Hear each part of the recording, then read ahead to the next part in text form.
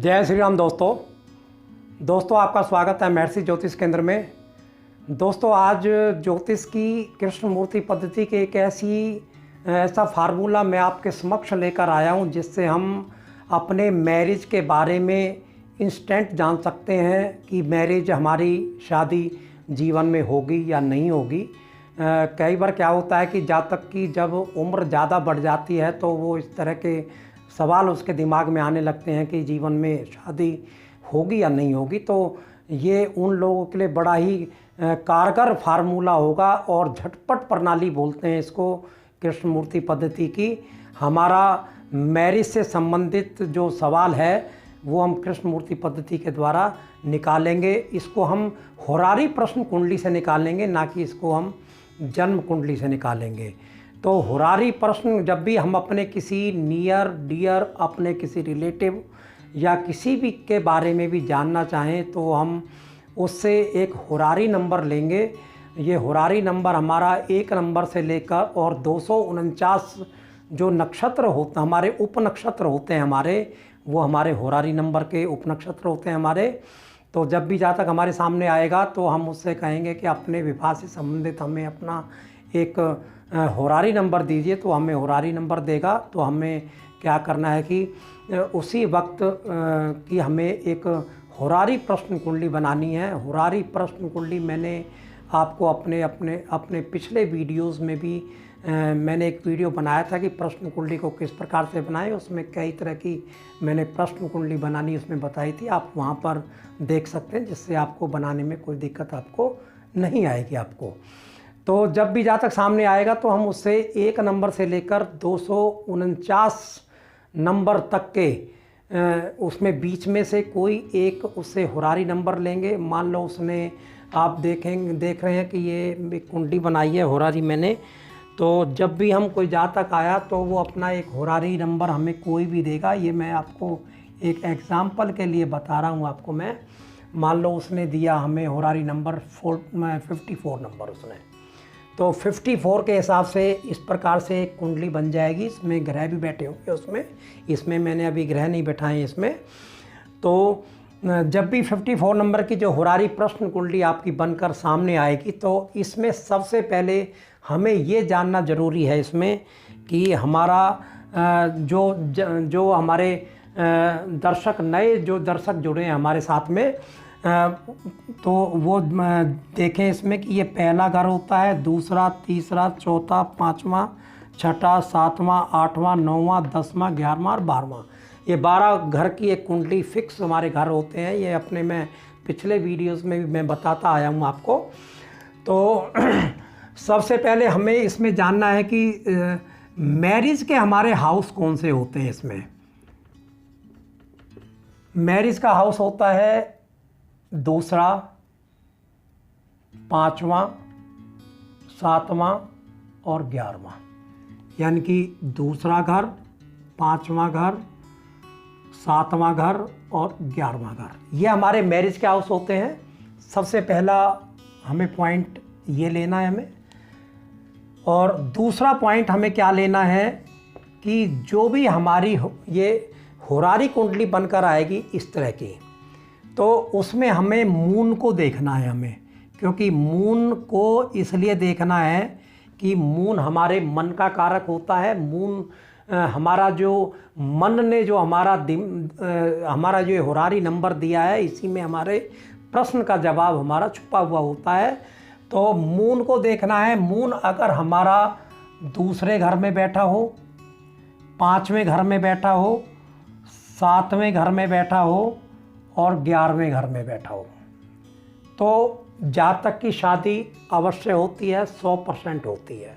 इस केस में मून अगर हमारा 2रे में, 5वें में, 7वें में, 11वें में, तो शादी जो है वो 100% होगी हमारी इसमें जीवन में।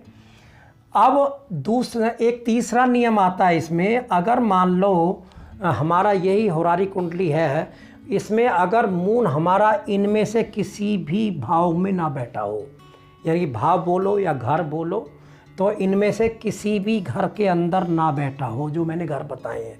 आपको ये राशियां नहीं देखनी है, राशियां कोई भी आपकी होरारी नंबर की आ सकती हैं आपकी, ये जो 12 घरों में बैठी हुई हैं। तो आपने सिर्फ घर देखने हैं जो हमारे फिक्स घर होते हैं कि इन चारों घरों में से अगर मून यहाँ ना बैठा हो तो हमें क्या देखना है, हमें जो है इसमें देखना है फिर हमें ये मून जो है हमारा, अब यहाँ हमें राशियों की जरूरत पड़ेगी हमें यहाँ पर कि मून हमारा कौन सी राशि में बैठा हुआ है। अब जैसे यहाँ पर आया हुआ है 1 नंबर, 1 नंबर जो हमारी राशि होती है वो होती है एरीज, जिसको हम मेष राशि भी बोलते हैं जिसको। तो चंद्रमा हमारा मेष राशि में बैठा हुआ है और मेष राशि में चंद्रमा का हमें नक्षत्र जानना है हमें। तो अगर आपने मेरे नक्षत्र वाले वीडियो को ना देखा हो तो आप उसको देख लें, नक्षत्र वाले वीडियो को, कि नक्षत्र को मैंने बहुत ही आसान तरीके से मैनुअली उसमें बताया, आपको कोई दिक्कत नहीं आएगी। तो अब यहाँ पर संक्षिप्त रूप में मैं आपको यहाँ भी बताऊँगा आपको कि मून का हमें नक्षत्र देखना है। मून हमारा बैठा हुआ है पहली राशि में और मून की हमें डिग्री देख लेनी है हमें। तो मून की डिग्री हमारे सॉफ्टवेयर्स में लिखी होती है हमारे में। तो मान लो हमारी ये 15 डिग्री है हमारी, और मून हमारा जो मेष राशि में जो नक्षत्र हमारे आते हैं वो आता है हमारा केतु का, वीनस का और सूर्य का। 3 नक्षत्र हमारे इसमें आते हैं। केतु का जो नक्षत्र होता है वो होता है 13 डिग्री 0 डिग्री से लेकर 13 डिग्री 20 मिनट तक का। ये 0 to 13 डिग्री 20 मिनट तक का होता है। और जो ये शुक्र का जो नक्षत्र होता है हमारा, ये होता है 13 डिग्री 20 मिनट से लेकर और 26 डिग्री 40 मिनट तक का ये नक्षत्र होता है ये। और सूर्य का फिर अगला नक्षत्र आएगा 26 डिग्री 40 मिनट से लेकर 30 डिग्री तक का आएगा। यानी कि ये 13 डिग्री 20 मिनट का नक्षत्र होगा, ये 13-20 का होगा, ये 3-20 का होगा। तो हमने देखना कि 15 डिग्री हमारा कहाँ पर आया हुआ है। 15 डिग्री हमारा 13-20 और 26-40 के बीच में आया हुआ है।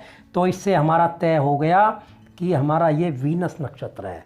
तो हमने क्या करना है, जब हमारा ये चंद्रमा इन 4 घरों पर ना बैठा हो तो हमने इसके नक्षत्र पर चले जाना है। तो नक्षत्र जो है इसका वीनस बना, या तो वीनस यहाँ दूसरे घर में बैठ जाए, या 5वें घर में बैठ जाए, या 7वें घर में बैठ जाए, या हमारा वीनस 11वें घर में बैठ जाए। इनमें से किन्हीं भी 4 घरों में से एक घर में किसी में भी बैठता है तो शादी जो है वो अवश्य होती है। ये लिख देता हूँ, या वीनस ये नक्षत्र है, वही नियम आएगा 2, 5, 7, 11, तो ये शादी अवश्य होगी, 100% होगी। तो ये बड़ी ही एक झटपट प्रणाली है हमें जीवन में जानने की कि शादी होगी या नहीं होगी हमारी। तो ये तो मैंने बताया शादी होने के योग आपको। अब यही कुंडली है।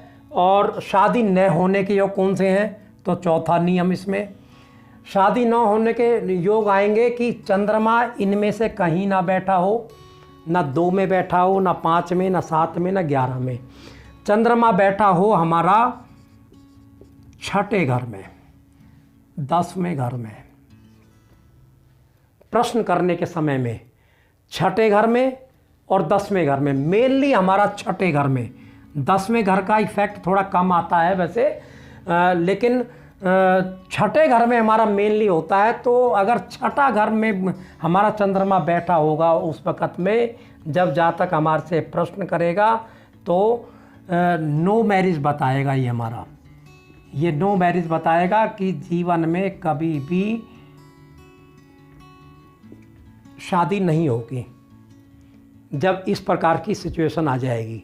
और 10 होगा तो यहाँ पर ज़्यादा पॉसिबिलिटी ना होने की होगी, ज़्यादा पॉसिबिलिटी, और थोड़ी पॉसिबिलिटी होगी जब वो होने की होगी इसमें 10 में। लेकिन 6ठे में ये विशेष ध्यान रखना है कि 6ठे में अगर आता है तो शादी जीवन में नहीं होगी। तो मैंने आपको बताया ये होने के योग, यस के योग, और ये नो के योग, शादी नहीं होगी।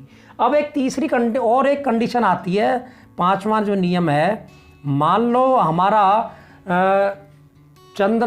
चंद्रमा जो है ये हमारा 6ठे घर में आ जाए, जो मून है हमारा वो आ जाए 6ठे घर में, और उसका नक्षत्र आ जाए 7वें घर में। अब इसमें हम क्या रिजल्ट निकालेंगे, इसमें निकालेंगे कि शादी तो अवश्य होगी लेकिन ये डिस्प्यूटेड होगी है। ये जो हमारी मैरिज होगी, हमारी ये मैरिज जो है हमारी, ये डिस्प्यूटेड मैरिज होगी हमारी। अब एक नियम और बताता हूँ आपको कि मान लो चंद्रमा हमारा 10वें घर में आ जाता है, सॉरी 10वें घर नहीं, चौथे घर में, ये 10वीं राशि है। अगर हमारा चंद्रमा चौथे घर में प्लेस हो जाए हमारा, और उसका नक्षत्र हो जाए 2, 5, 7 में से, ये मून हो जाए चौथे घर में और उसका जो नक्षत्र है वो 2 में, 5 में, 7 में और 11 में आ जाए, तो इसका क्या मतलब निकालेंगे? इसका मतलब निकालेंगे कि हमारी शादी तो अवश्य होगी, हमारी मैरिज तो अवश्य होगी हमारी, लेकिन डिले होगी हमारी मैरिज। साथियों, इसमें एक सवाल और आता है इसमें कि कई जातक पूछते हैं उस वक़्त में कि हमारा प्रेम विवाह होगा या नहीं होगा, हमारा लव मैरिज होगी या नहीं होगी।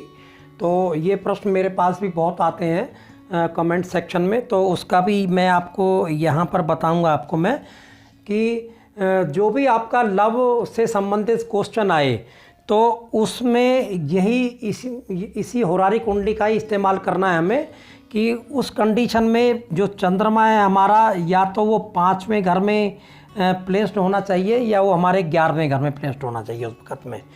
अगर चंद्रमा या उसका नक्षत्र, अगर चंद्रमा नहीं होता है तो वीनस होना चाहिए, मतलब उसको 5वें या 11वें घर से संबंध बनाना चाहिए। उन लोगों की लव मैरिज जब भी जातक प्रश्न करता है और ये चंद्रमा और वीनस 5वें और 11वें घर से ही संबंध बनाएंगे, या तो 5 में बैठे होंगे या 11 में बैठे होंगे, तो ये शादी अवश्य लव मैरिज ये कर पाएंगे। तो साथियों, आप इस विधि के द्वारा, ये झटपट प्रणाली बोली जाती है केपी की, और ये चंद्रमा पर आधारित ये हमारी प्रणाली होती है होरारी कुंडली की। इसमें हमें कोई जन्म कुंडली की आवश्यकता नहीं पड़ती। जब भी जातक हमारे सामने आता है तो हम उसे एक होरारी नंबर लेंगे और अपने सॉफ्टवेयर में इस तरह की एक होरारी प्रश्न कुंडली बना लेंगे, जहाँ भी हमारी चंद्रमा की प्लेसमेंट जो मैंने आपको इन नियमों के हिसाब से बताई है तो शादी होगी, और यहाँ पर आता है तो छठे भाव में आता है तो नहीं होगी। और मान लो मैंने बताया कि आपको नक्षत्र, मान लो राशि यहाँ बैठी, चंद्रमा यहाँ बैठा है, उसका नक्षत्र यहाँ बैठा, तो शादी होगी, लेकिन वो डिस्प्यूटेड शादी होगी। तो इस विधि से दोस्तों आप ये निकाल सकते हैं। तो अगर आपने साथियों मेरे चैनल को अभी तक सब्सक्राइब नहीं किया है तो आप सब्सक्राइब कर लें। इस तरह के वीडियो में आपको मैं देता रहूँगा इस तरह की जानकारी जो है। और साथियों, फिर मिलता हूँ आपसे किसी नए अन्य वीडियो के साथ में। आपका दिन शुभ हो, मंगलमय हो। नमस्कार साथियों।